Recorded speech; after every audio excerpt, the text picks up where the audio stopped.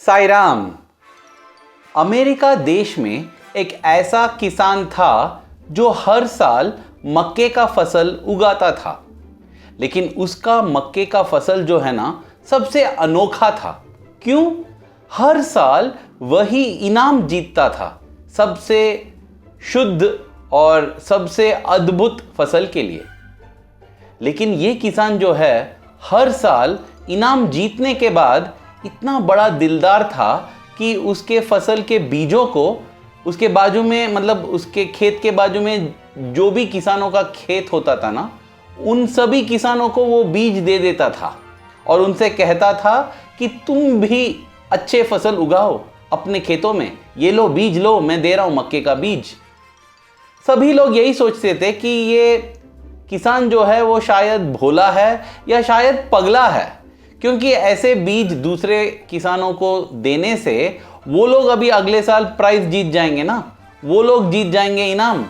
लेकिन जब उस किसान से पूछा गया, उसने कहा यहाँ है सारे पक्षियाँ और मधुमक्खियाँ जो बीज फैलाते हैं, उनके द्वारा फैलाया गया बीज से ही ये सब फसल उगते हैं।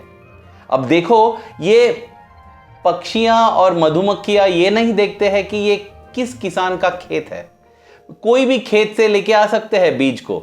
इसलिए अगर मैं ये चाहता हूं कि मेरे खेत में सबसे अद्भुत फसल हो, तो मेरे बाजू में जो भी खेत है ना, उन खेतों में भी सबसे अद्भुत फसल होना आवश्यक है।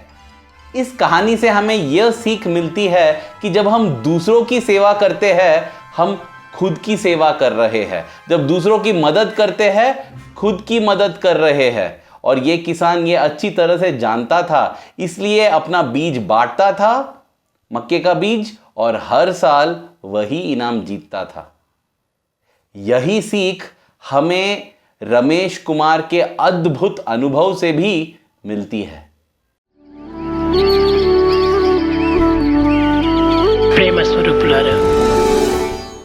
ये रमेश कुमार जो है ना, ये उसका असली नाम नहीं है, वो एक सेवक था। सेवक मतलब वो एक नौकर था।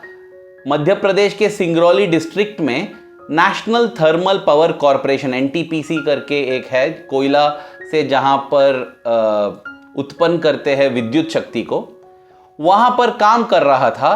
काफी अफसरों के घर में काम करता था ये रमेश कुमार। जिन अफसरों के घर पर ये काम करता था, उनमें से एक थे कृष्णन अंकल, जो भगवान बाबा के भक्त थे। तो उनके घर में इसी तरह स्वामी के काफ़ी सारे फोटो लगे हुए थे और हर गुरुवार को भजन करते थे वहां पर। जब रमेश कुमार ने कृष्णन अंकल से पूछा कि ये कौन है, तब कृष्णन अंकल ने बताया कि ये कलियुग अवतारी है।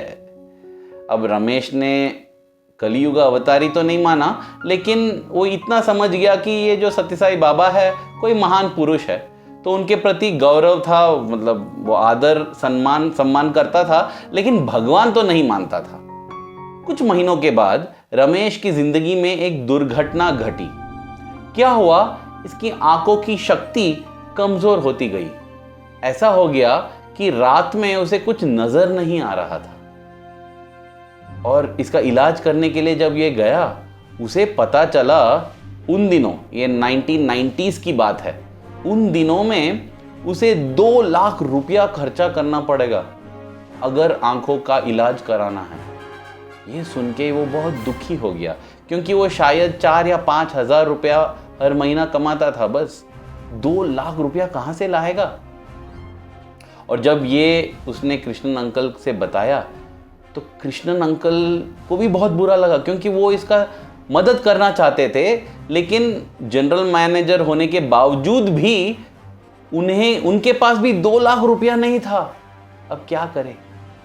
तो कृष्णन अंकल ने रमेश को बुलाया और उससे कहा कि देखो, हर गुरुवार को हमारे घर में भजन होता है, तुम भी आ जाना भजन के लिए, और भजन के साथ सत्संग भी होता है, तुम भी भाग लेना सत्संग में, सेवा के लिए भी आ जाना। हाँ, क्योंकि ये सब करने से तुम मानो या ना मानो, तुम्हारे आंखों की शक्ति लौट आएगी। कृष्णन अंकल का बात मानने लगा, क्योंकि उसके पास तो कोई आशा नहीं था, वो छोड़ दिया था, मतलब होप ही नहीं था।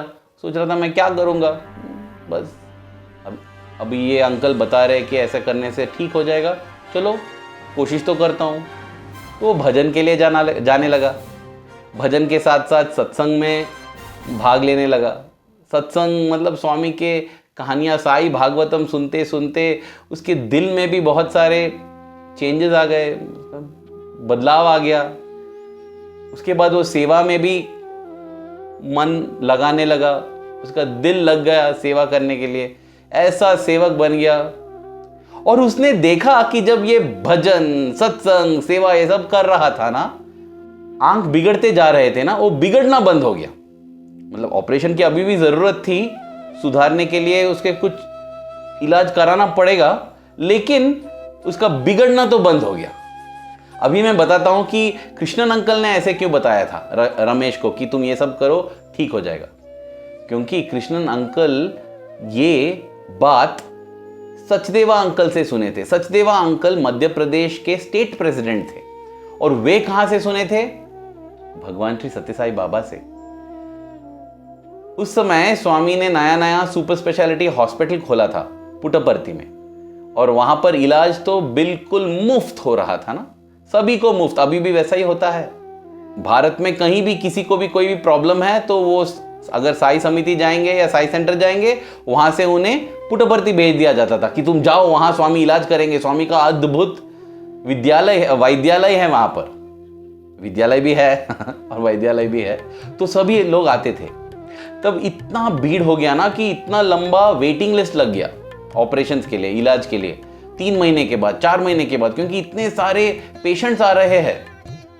तब स्वामी ने सभी सेवा दल, सभी स्टेट प्रेसिडेंट, सभी को एक जगह बुला के सभी से ये कहा कि देखो तुम सब ऐसे भेज रहे हो, यहाँ पर उतना जगह नहीं है, तो ये पेशेंट्स ये लोग क्या कर रहे हैं?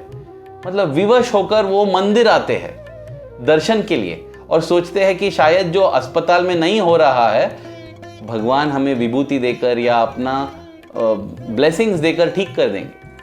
तब स्वामी ने बताया कि देखो मैं इन सभी को ठीक करना चाहता हूँ, लेकिन उन्हें यहाँ भेजने से पहले उन्हें थोड़ा कमाई करने दो। क्या कमाई? पुण्यों की कमाई। उन्हें बताओ कि भजन करो, सत्संग करो, सेवा करो, ये सब करने से ये पुण्य कमाएंगे। और जब इनके बैंक में ना जब इतना बैलेंस बढ़ जाएगी ये पुण्यों के कारण, वो मैं विथड्रॉ करके मैं अपने आशीर्वाद के रूप में उन्हें दूंगा और अस्पताल के बिना ही उनका इलाज भी कर दूंगा। लेकिन कुछ होना चाहिए ना उनके बैंक में, पुण्यों का गठरी, वही मैं आशीर्वाद के रूप में दे सकता हूं। और जब से स्वामी ने ये बताया था, तब से सभी लोगों को यही बताया जा रहा था कि तुम इलाज कराने से पहले सेवा करो, भजन करो, पुण्य कमाओ। और उसी विश्वास से कृष्णन अंकल ने रमेश को कहा था कि तुम ये सब करो, और वो ऑलरेडी उसका फल उसे मिल रहा था, आंखों का बिगड़ना बंद हो गया था। अब आया कृष्णन अंकल का जन्मदिन। उस दिन वो सोच रहे थे कि अच्छा होगा अगर मैं रमेश को कोई तोहफा दे सकूं, मेरे जन्मदिन पर मैं उसे तोहफा देना चाहता हूं। उसी दिन उन्हें उनका एक पुराना मित्र से कॉल आया। उनका नाम था रघु अंकल। अब रघु अंकल और कृष्णा अंकल बात करने लगे, मतलब जन्मदिन की बधाई दी उसने। उसके बाद कृष्णन अंकल ने कहा कि देखो ऐसा एक रमेश है और उसका कहानी सुनाए।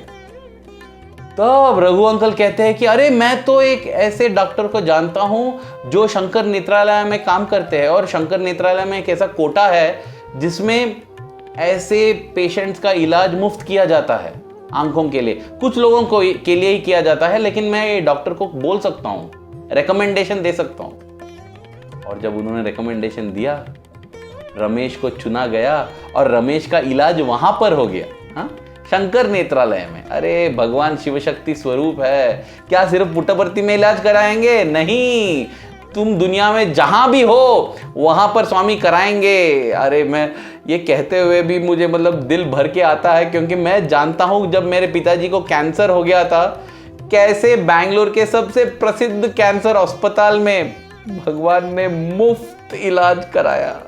भगवान ने सब देखभाल किया। इसलिए मैं कहता हूं कि भगवान का अस्पताल सिर्फ पुट्टपर्ती में नहीं, दुनिया भर में है। भगवान जहां है वहां भगवान का अस्पताल भी है। लेकिन हमें पुण्य कमाना पड़ेगा, जैसे उस रमेश ने किया और उसका इलाज हो गया। वो इतना आनंद में भर गया ना, उसका दिल में इतना आनंद था। वो रोते हुए रमेश अंकल के पास आके कहा कि हाँ, मेरी आंखों की शक्ति, आंखों की रोशनी तो वापस आ ही गई, लेकिन उसके साथ दिल में भी रोशनी आ गई है, क्योंकि अभी मैं साई को जानता हूँ, कलयुग अवतारी भगवान को जानता हूँ। मन में शांति है, मन में आनंद है, मन में सुख है। मैं आपका हमेशा आभारी रहूंगा। तो इसलिए भाइयों और बहनों, जब भी हमें मौका मिलता है भजन करने का या सत्संग में भाग लेने का या सेवा करने का, दोनों हाथों से उसे पकड़ के कर देना चाहिए, क्योंकि इससे हमारी भलाई होती है। स्वामी ने एक बार कहा था, जो सेवा करते हैं उन्हें मैं सेव करता हूं। हिंदी में नहीं, इंग्लिश में सेव का अर्थ है बचाना।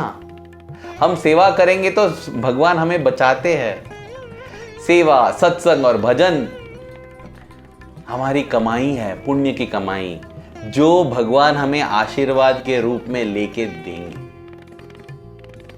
तो इस दिन से, इस क्षण से हमेशा हमारे मन, तन, धन सब भजन, सत्संग और सेवा में लगे रहे। स्वामी, यही हमारी प्रार्थना है। धन्यवाद। साई राम।